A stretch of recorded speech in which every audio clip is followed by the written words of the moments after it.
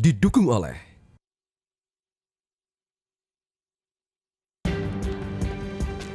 pemirsa. Dan untuk membahas penanganan arus lalu lintas mudik Idul Fitri tahun ini sudah bergabung bersama kami langsung di studio Metro TV Kepala Korps Lalu Lintas atau Kakor Polri Irjen Pol Firman Santiabudi. Pak Firman, terima kasih telah bergabung bersama kami, Pak. Sama-sama, Pak. Menjelang mudik pekan depan, mungkin ada yang akan melakukan mudik pekan ini juga nih, Pak. Rekayasa lalu lintas akan dilakukan. Implementasinya nanti akan seperti apa, Pak? Ya, mempelajari dari data prediksi kendaraan yang akan melalui jalan tol dan non-tol, kami membagi dalam dua arah tentunya biasanya selama ini. Satu ke arah timur, ke arah Cikampek, satu ke arah barat untuk menuju ke Pelabuhan Merak. Ya. Jadi kami sudah melaksanakan rapat-rapat dan sudah kita terbitkan surat keputusan bersama untuk pengaturan lalu lintas ini. Baik. Yang pertama, kita akan melakukan satu kegiatan yang berbeda dengan tahun lalu, di mana pemberlakuan kontraflow sampai one way itu tahun lalu kita mulai dari kilometer 47 di Cikampek tahun lalu. Tahun ini alhamdulillah pemerintah sudah membangun tambahan lajur di Cikampek, turunan dari MBZ di kilometer 48. Baik. Itu sudah tambah lajur. Jadi kalau tahun lalu itu 33, sekarang sudah 44. Arah A ke arah timur maupun B ke arah Jakarta. Baik. Ini ada konsekuensinya tapi. Ya. Di Cipali kilometer 72 sana masih 22. Okay. 2 ke timur, 2 ke barat. Jadi kalau secara hitungan kapasitas, kami memberlakukan 4 lajur di Cikampek, di 72 sana sudah harus one way. Oke. Nah ini yang penting diikuti oleh masyarakat tentang jadwal tadi itu. Betul. Karena apabila bangkitan dari arah Jakarta masih cukup padat, bukan mustahil jam 24 tadi itu bisa saja kita tambah. Diperpanjang begitu ya? Diperpanjang. Yang penting masyarakat ikuti. Baik. Khususnya masyarakat yang dilalui jalan yang arah Cipali tadi itu. Baik. Nah, supaya tidak terjebak peristiwa tahun lalu Cipularang, mereka sudah terlanjur masuk ke jalan tol dan di sana tidak ada fasilitas apa-apa. Baik. Makan tidak ada, toilet tidak ada. Tapi sebaliknya, tahun lalu di Cipularang ada problem, tahun ini dengan adanya 44 takutnya ada bottleneck lagi begitu ya, Pak ya? Enggak, dari Cipularang yang ke arah barat itu justru tidak ada isu lagi, insya Allah. Okay. Karena kita tidak akan menggunakan one way di Cikampek, tapi di kilometer 72. Baik Pak, selain di tempat tadi Pak, apakah ada titik-titik yang menjadi perhatian dari Korlantas Polri? Betul. Tadi yang saya katakan tadi, isu pertama yang ke arah timur adalah di sana. Ya. Di kilometer 70, Cikampek, Cipali dan sebagainya. Arah barat adalah arah pelabuhan. Baik. Tahun ini yang berbeda adalah kita memberlakukan yang kita sebut dengan delay system. Mereka yang akan menuju ke pelabuhan, itu nanti kita akan melakukan pemeriksaan tiketing itu di kilometer 43. Baik. Nah, dengan harapan mereka yang nanti masuk ke pelabuhan tidak terlalu cepat, supaya tidak menambah kepadatan di sana, dan dipastikan persyaratan administrasi tiketing ini cukup. Jadi nanti kita akan masukkan ke kilometer 43, nanti berjalan lagi, sambil kita monitor perkembangan di Merak. Dan Ciwandan. Ini juga beda dari tahun lalu. Tahun kemarin hanya Merak. Tahun ini kita melakukan ada 2 Ciwandan. Baik. Di kilometer 68 nanti masuk lagi, Mbak. Oke. Itu digunakan tadi yang saya katakan delaying system. Nah, yang penting masyarakat tahu bahwa kenapa ya saya nggak mau ke rest area kok disuruh ke rest area. Nah, ini lebih kepada tadi memastikan antrian yang menuju ke pelabuhan itu dipastikan lancar dan tidak mengekor sampai mengganggu jalan tol. Baik, Pak. Rest area ini juga biasanya menjadi sumber macet, Pak. Di tahun ini strateginya seperti apa? Ya, kita melakukan studi-studi kemarin itu, kemudian evaluasi dan rapat-rapat dengan pengelola-pengelola di rest area. Tahun lalu kita dapati mereka yang masuk ke rest area langsung berhenti di tempat favorit. Ya. Dimanapun itu, mau ke rumah makan atau mau ke toilet, mereka menggunakan mobilnya sampai ke sana. Baik. Tahun ini kita merekayasa flow-nya. Untuk masuk seluruhnya ke tempat parkir dahulu, baru kita persilakan mereka untuk ke tempat yang mereka tuju. Dengan demikian, ekor dari ketika masuk antrian tidak tersumbat di pintu rest area. Nah, ini yang pertama. Yang kedua, kalaupun terjadi antrian ekornya di rest area, di beberapa ruas jalan khususnya Cipali, itu sekarang sudah ada tambahan lajur. Yang tadi dua tadi itu khusus di depan rest area, sekarang sudah ada yang 3. Baik. Tapi khusus di depan rest area. Ini untuk membuka apabila terjadi sumbatan di rest area. Jadi yang lurus masih bisa tetap maju. Apakah betul akan ada pembatasan 30 menit maksimal di rest area, Pak? Ya, ini sebetulnya lebih kepada kita mengajak seluruh peserta mudik ini himbauan untuk memastikan efisiensi waktu. Karena apa? Saudara-saudara kita di belakang sana masih perlu juga untuk melakukan kegiatan yang sama di rest area, sehingga adanya toleransi, adanya barang jawab dan tempo seliro ya kepada pemakai jalan yang lain itu sangat dibutuhkan untuk menghadapi 123,8 juta ini. Tapi kalau dari pengalaman tahun sebelumnya agak susah nih Pak, di rest area dibatasi 30 menit. Tahun ini apakah akan lebih tegas Pak? Ya, kita tetap akan melakukan itu tadi dengan dengan bantuan petugas di lapangan, dengan public address yang ada di masing-masing rest area. Tapi sekali lagi, keberhasilan operasi ini, keberhasilan kelancaran ini kerjasama semua pihak termasuk masyarakat yang menggunakan fasilitas rest area. Baik, Pak Firman, kalau di jalan tol ini akan ada rekayasa, bagaimana dengan jalan arteri Pak dan juga jalan alternatif, apa yang disiapkan oleh kepolisian? Kita akan bahas usai jeda iklan berikut ini Pak Firman, dan tetaplah bersama kami pemirsa di Metro Siang.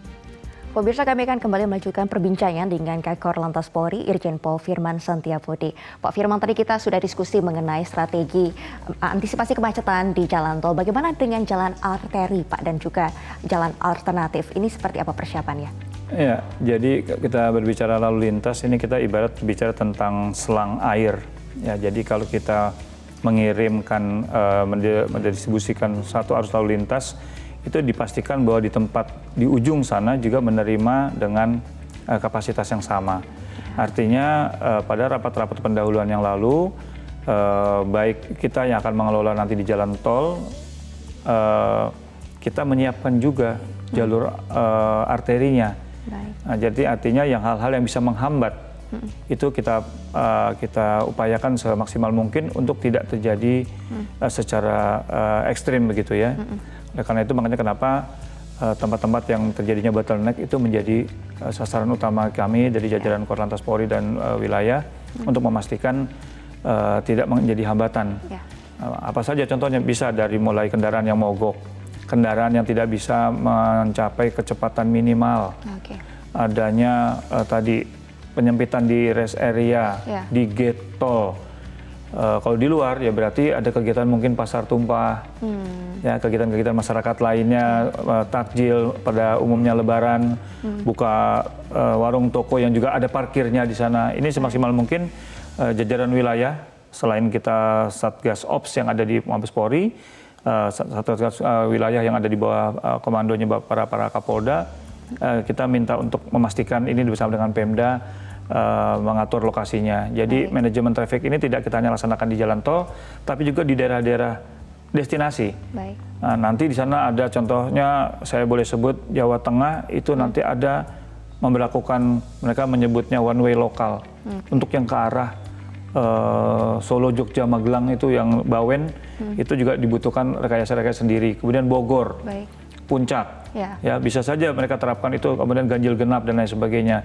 Ini untuk memastikan pada saat mereka perjalanan mudik, pada saat nanti menerima destinasi, itu dibutuhkan rekayasa-rekayasa tertentu. Sekali lagi masyarakat untuk aware terhadap informasi-informasi ini. Terkait dengan kondisi jalan di jalan alternatif dan juga di jalan arteri, Pak, kita bisa lihat beberapa jalan ini masih rusak. Nah, kalau menurut pantauan Bapak terakhir ini, apakah kondisinya sudah lebih baik sekarang ini, Pak?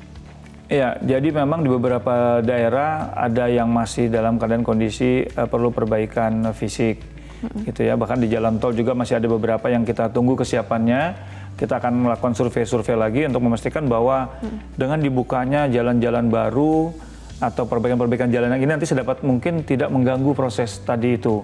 Ya, kita bisa lihat kalau memang faktor di jalan itu kan ya manusia, kendaraan, jalan.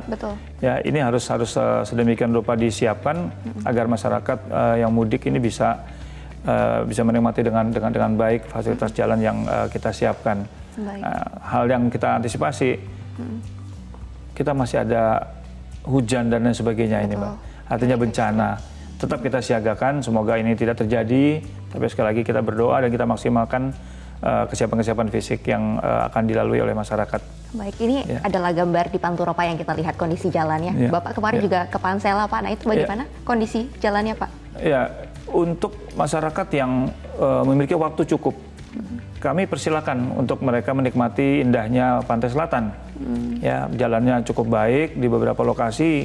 Memang masih ada yang dibutuhkan tadi perbaikan dan baik desain maupun perbaikan permukaan. Artinya mereka yang tidak mau cepat-cepat sampai di tujuan bisa menikmati, nginap di satu kota, jalan lagi, nginap lagi. Baik. Itu kami persilakan. Otomatis dengan dipecah, ya menggunakan semua fasilitas yang ada, kepadatan tadi itu bisa kita hindari, termasuk berangkat duluan. Berangkat duluan mulai kapan nih Pak? Bisa mulai minggu ini? Kalau yang hari ini THR-nya sudah cair, anak-anak sudah libur, saya kira bisa memanfaatkan. Baik. Saya hanya memastikan untuk sebelum berangkat cerdaslah membaca jadwal ganjil genap contohnya apabila nanti diberlakukan supaya jangan sampai dirugikan. Baik. Gitu, mobil ganjil ya berangkat ganjil, ganjil genap berangkat genap, itu sudah membantu mengurangi kepadatan. Jika ada plat mobil yang tidak sesuai, bagaimana tuh Pak dengan ganjil genap? Dengan ketentuan ganjil genap, jika tidak sesuai di kilometer 47 maupun 414 ini akan seperti apa karena polisi Pak? Kita ada diskresi Mbak. Kalau kemudian kita lakukan tindakan di situ justru menambah kemacetan, jadi keputusan petugas di lapangan nanti. Baik. Gitu. Terkait dengan antisipasi kejahatan di jalan Pak, ini persiapan apa dari Korlantas Polri untuk mencegah hal-hal tersebut? Ya, kami di Satuan Tugas Pusat itu terbagi dari beberapa satgas-satgas. Ada Satgas Kamseltip Carlantas, ada Satgas Preventif, ada Satgas Intelijen, ada Satgas Bantuan dan sebagainya. Itu semua kita pada jajaran tangkaran di Polda juga sama. Jadi bukan hanya kita memastikan kelancaran lalu lintas, tapi juga memastikan tempat yang ditinggalkan mudik selama perjalanan dipastikan aman. Baik. Contoh yang masyarakat yang kemarin agak khawatir ketika nyebrang ke Lampung, mungkin sampainya malam hari, di sana sudah disiapkan nanti untuk dikawal, umpamanya, sampai seperti itu. Apakah ada fasilitas layanan untuk masyarakat Pak, misalkan terjadi mogok atau ada hambatan-hambatan di jalan ini, apakah ada nomor telepon yang bisa dihubungi?